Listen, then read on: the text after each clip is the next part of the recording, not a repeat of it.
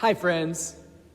Yesterday, we read Mark 8:31 through 38, where Jesus predicts his suffering, death, and resurrection, and tells any who would follow him that the road to faithful discipleship is not an easy one.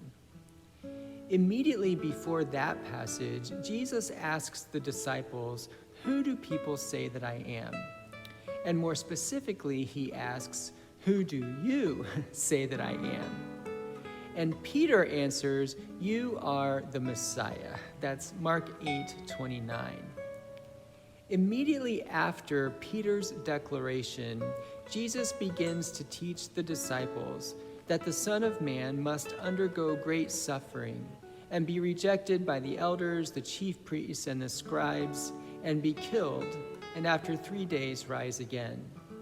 He said this quite openly, and Peter took him aside and began to rebuke him.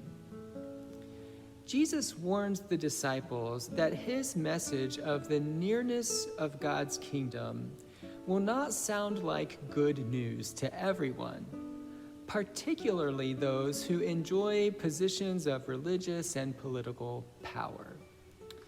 To them and to their own little dominions, God's kingdom is a threat. Because of that threat, they will oppose Jesus and his teaching.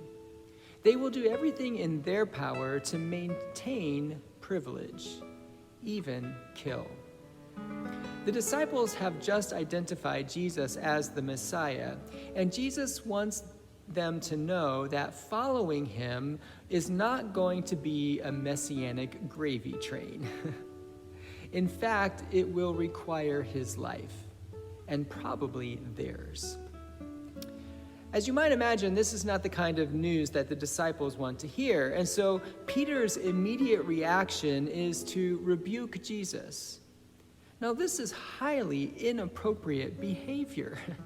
In that culture at that time, it was unheard of that a student would contradict his teacher, let alone rebuke him. And the fact that the teacher has just been recognized as the Messiah, well, can you imagine? The gospel writer Mark does not record exactly what Peter said, but it was probably something like this. "Listen, Jesus, when I said that you are the Messiah, this is not what I had in mind. Being the Messiah has nothing to do with failure and suffering and death. It's all about being the king, about success and power and sovereignty. It's about destroying the Romans and restoring Israel to her rightful place as God's favored world power. Let's have no more talk of this suffering and death. Listen to us, Jesus.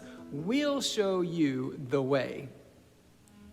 So Peter is essentially tempting Jesus to fulfill his mission by ways of the world.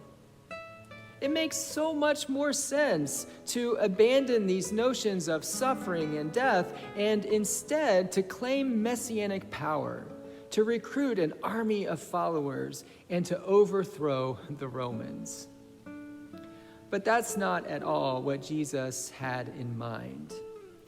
Jesus doesn't listen to what the world says makes sense.